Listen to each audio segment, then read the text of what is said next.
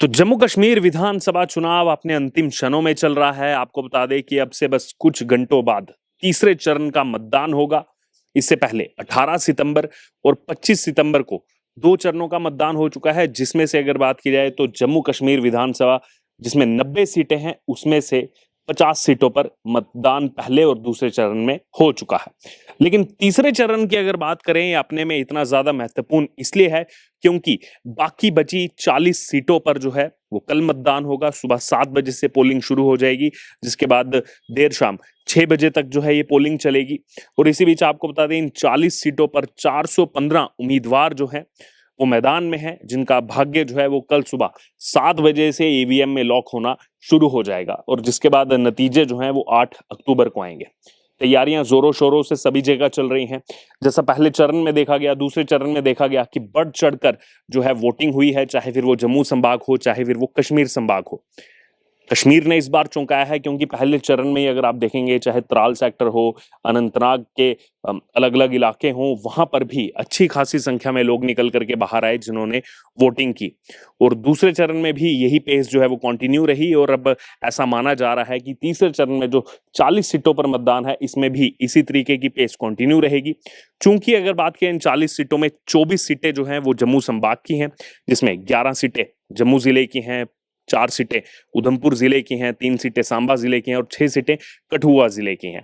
तो इसलिए माना जा रहा है कि यहाँ पर जो है अच्छी खासी संख्या में जो है वोटिंग होगी। तो पहले और दूसरे चरण का जो मतदान का जो प्रतिशत है, वोटिंग परसेंटेज है, उससे ज्यादा बड़ा नंबर जो है वो कल देर शाम को जब आंकड़े आएंगे उसमें देखने को मिल सकता है। हालांकि कश्मीर से भी इस बार अच्छी खासी वोटिंग देखने को मिल रही है। जो पहले के चुनावों में देखा जाता था कि मात्र कुछ परसेंटेज पर, 10 से कम परसेंटेज पर जो है वोटिंग होती थी और उसी में से जो है अपने प्रतिनिधियों को चुना जाता था, लेकिन इस बार ऐसा नहीं है। बढ़ चढ़कर लोग जो है वो वोटिंग कर रहे हैं। दुनिया में जो सबसे बड़ा लोकतांत्रिक देश है भारत, उसके अंदर जो हमें ये वोटिंग राइट मिला है, राइट टू चूज का जो हमारा संविधान हमें प्रदान करता है, वोटिंग राइट, उसको एक्सरसाइज करने का कल समय है। और जैसा पहले दूसरे चरण में भी हमने देखा कि जो फर्स्ट टाइम वोटर हैं, जो पहली बार मतदान करने पहुंचेंगे खासतौर पर विधानसभा चुनाव में, उनमें अलग ही उत्सुकता जो है देखी जा रही है, अलग ही जोश जो है उनमें नजर आ रहा है। और अब ये माना जा रहा है कि तीसरे चरण में भी वही जोश जो है वो युवाओं का बरकरार रहेगा। वहीं इन 415 उम्मीदवारों की अगर बात की जाए तो जम्मू में जो 11 सीटें हैं, वहां पर 109 उम्मीदवार जो हैं जम्मू में हैं, बारामूला में 101 उम्मीदवार हैं, कुपवाड़ा में 59 यानी कि 59 उम्मीदवार हैं, बांदीपुरा में 42 यानी कि 42 उम्मीदवार हैं, उधमपुर की अगर बात करें, उधमपुर में 37 उम्मीदवार मैदान में हैं, कठुआ में 35 उम्मीदवार और सांबा में 32 उम्मीदवार मैदान में हैं। सुबह 7 बजे से शाम 6 बजे तक जो है पोलिंग होगी। हम भी आपसे यही अपील करेंगे वीडियो के माध्यम से कि बढ़ चढ़कर जो है लोग निकलें मतदान करने के लिए, बड़ी संख्या में मतदान करने के लिए सामने। और जैसा कि वोटिंग वाले दिन एक ट्रेंड चलता है कि पहले मतदान फिर जलपान, यानी कि पहले आप अपने मताधिकार का इस्तेमाल करें, उसके बाद में ही घर आकर के जो है जलपान करें, उसके बाद ही आकर के अन्न ग्रहण करें। तो अब देखना होगा कि कल जो है कितनी बड़ी संख्या में लोग निकल करके सामने आते हैं।